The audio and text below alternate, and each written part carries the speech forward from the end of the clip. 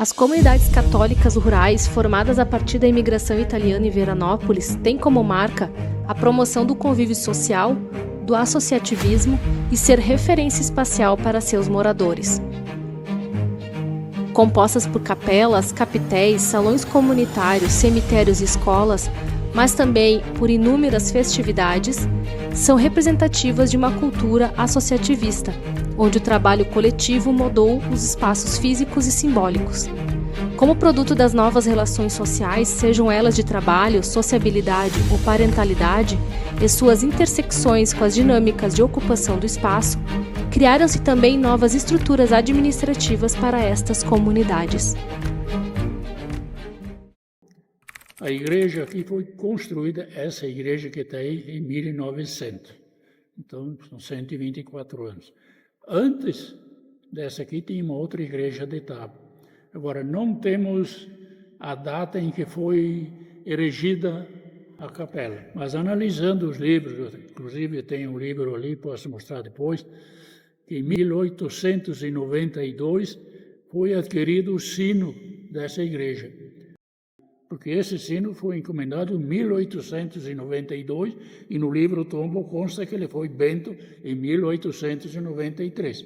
E se você subir no campanário lá em cima no sino, você vai encontrar o sino lá escrito o seguinte: Società di San Roque, prima sessione série oeste, Alfredo Chaves, 1892. Quer dizer, ele veio na Itália já endereçado aqui. Está lá em alto relevo, lá escrito no sino, para quem quiser observar. Aí veio o Frei Domingos e diz ele assim: nós precisamos construir uma igreja aqui. Então, foi doações de tijolos da parte do meu pai. Tivemos, por exemplo, também a estátua da imagem, também foi doações. Lá era tudo doação. Aí depois o líder então tinha que escalar 5 ou 6 famílias, uma pessoa a cada família, uma semana de fazer de serventes, e pagávamos só 2 construtores. Era Vitorino Tedesco e Avelino Farenzena.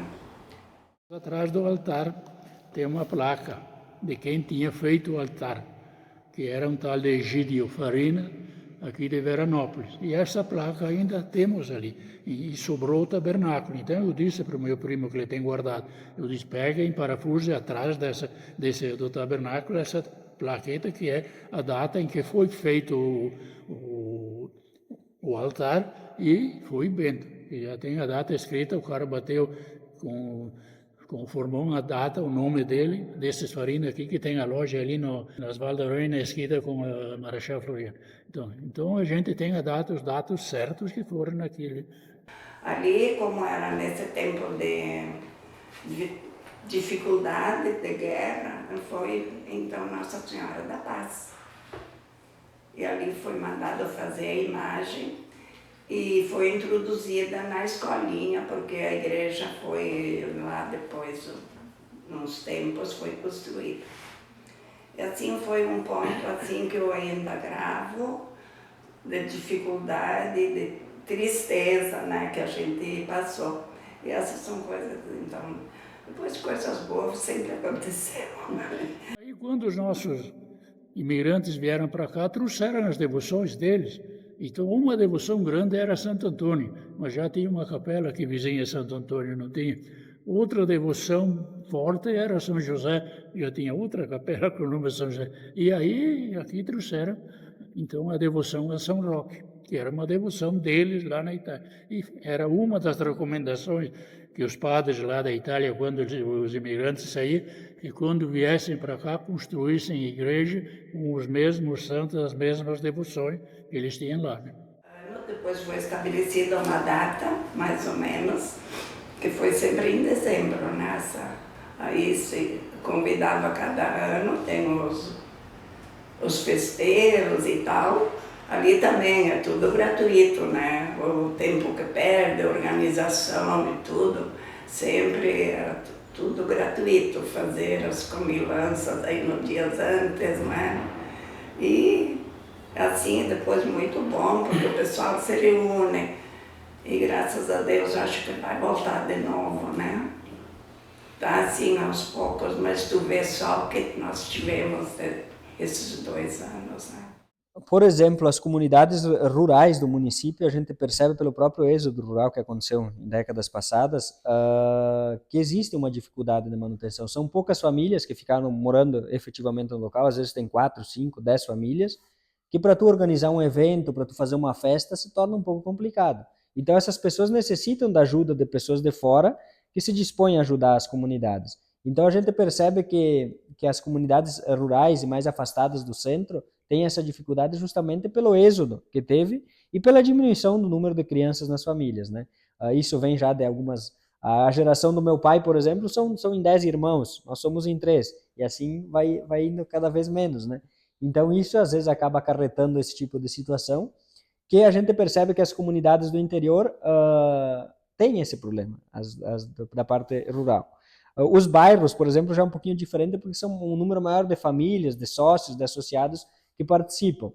Nós vemos, por exemplo, aí bairros grandes que já estão utilizando outras formas de servir, por exemplo, servir as refeições nos jantares e festas, que é a utilização do buffet, em virtude da dificuldade de conseguir mão de obra voluntária para trabalhar.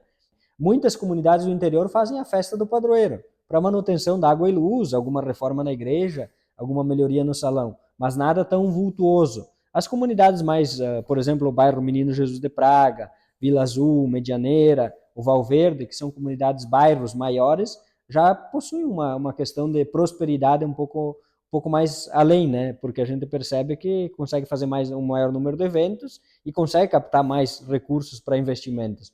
Então, acho que isso é o diferencial entre o urbano e o rural, né?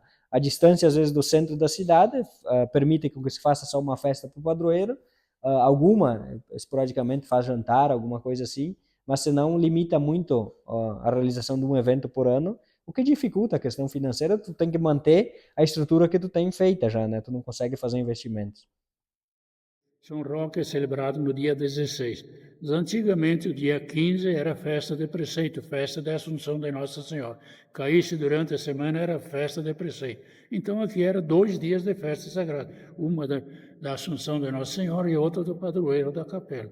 E no início, as festas, não tinha nada, né? Tinha um salãozinho ali, que eu mal eu lembro, buscava um panelão desse de guisa, que era para fazer sabão, levantavam um pouco de tijolo e barro, assentavam, compravam umas 5 ou 6 galinhas, um pedaço de carne, e faziam aquela sopa, que era uma sopa de pão e caldo de galinha e um pouco de queijo ralado. Era aquilo as festas.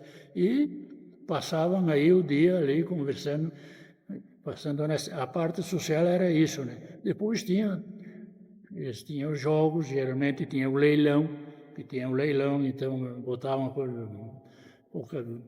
coisas de pouco valor, mas afinal, você entendia?